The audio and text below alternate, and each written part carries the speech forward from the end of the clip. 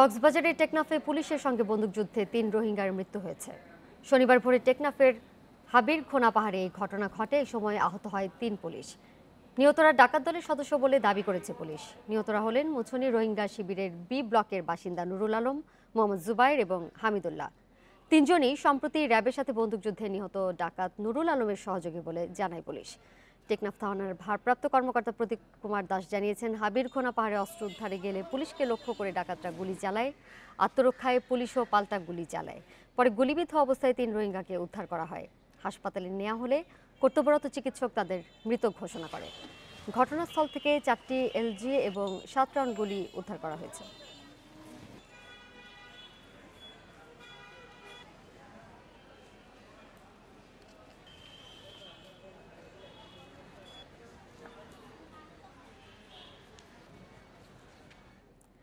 এ বিষয়ে আরো জানাতে কক্সবাজার থেকে এই মুহূর্তে আমাদের সাথে যোগ দিয়েছেন সহকর্মী তৌফিকুল ইসলাম। তৌফিকুল, রোহিঙ্গাদের ডাকাতিতে সম্পৃক্ততার অভিযোগ কি এবারই প্রথম কিনা?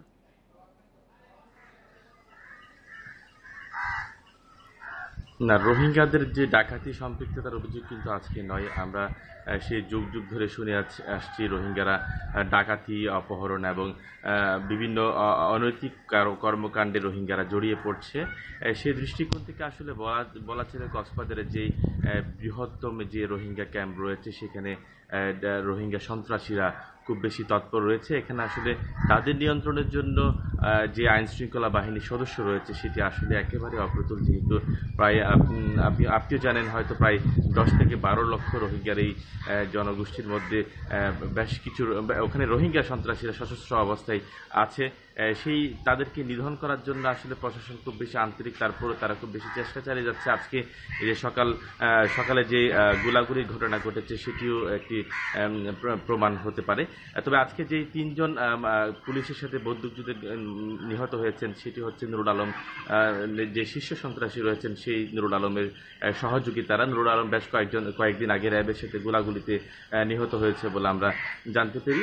এবং একটি তথ্য আপনাকে জানাতে চাই, এই যে আজকে টেকনাফের মুছনি ক্যাম্পে, রোহিঙ্গা ক্যাম্পে যে গোলাগুলি ঘটনা ঘটেছে সেটির পরেই এলাকায় এখনো থমথমে পরিস্থিতি বিরাজ করছে। তারা বলছেন আসলে রোহিঙ্গারা বাংলাদেশে আশ্রয় নিয়েছে, পাশাপাশি তারা এখানে রোহিঙ্গারা মধ্যে তারা বেশ কয়েকজন অপরাধ কর্মকাণ্ডের সাথে তারা জড়িয়ে পড়ছে।